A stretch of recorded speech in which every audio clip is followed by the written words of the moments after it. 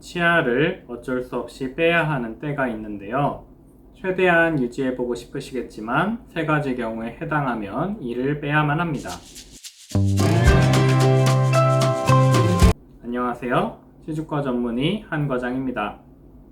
저는 유지하기 위한 치료를 주로 하는 치주과 전문의이기에 다른 과 교수님들이나 과장님들이 빼야 된다고 한 치아도 최대한 치주 치료를 해서 살려보는 쪽으로 진료를 했습니다. 그러나 강력하게 발치를 권유할 때도 있는데요. 바로 치아를 유지하면 확실히 문제가 더 커질 경우입니다. 오늘은 그 세 가지 경우를 이야기해 보겠습니다. 첫째는 치아가 기능을 못할 때입니다. 구체적으로는 충치나 깨진 치아, 잇몸뼈가 녹으면서 흔들리는 치아, 일부 묻혀있는 사랑니 등의 경우입니다. 치아를 발치하게 만드는 주요 원인은 전에 이야기한 대로 세균과 과도한 힘입니다. 기능이 없는 치아에도 세균은 쌓이기 때문에 가지고 있다 보면 다른 치아들까지 같이 망가지게 됩니다.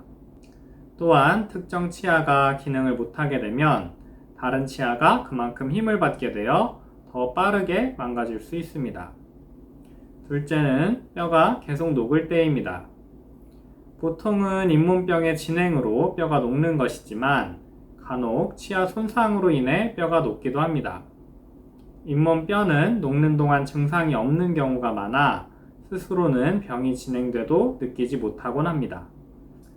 그러나 뿌리끝 쪽으로 뼈가 계속 녹게 되면 옆에 치아나 뼈 안쪽 신경, 상악동 등의 인접 구조물까지 영향을 줄 수 있습니다. 이 경우 인접 치아를 같이 빼야 된다거나 발치 시에 신경 손상, 상악동 천공 등의 추가적인 부작용이 생길 수 있습니다.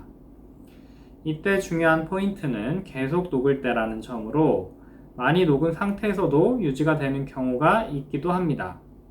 따라서 과잉 진료를 피하려면 전에 이야기한 대로 본인의 엑스레이 사진을 가지고 몇 개월 간격으로 찍은 걸 비교해 보시면 뼈가 녹고 있는지 여부가 보이실 것입니다.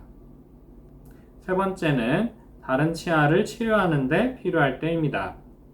주로 다수치아 발치 후 틀니를 하게 되는 경우인데 틀니는 만들고 나서 하나라도 치아가 빠지면 형태를 전체적으로 수정해야 하거나 아예 다시 만들어야 하는 경우도 있습니다.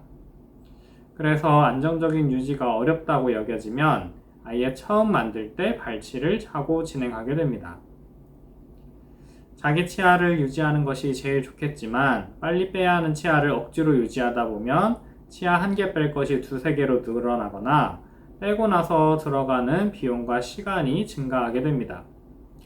부디 발치 대상 치아에 대한 미련으로 너무 늦은 시점에 빼게 되어 고생하는 일이 없으셨으면 합니다. 감사합니다.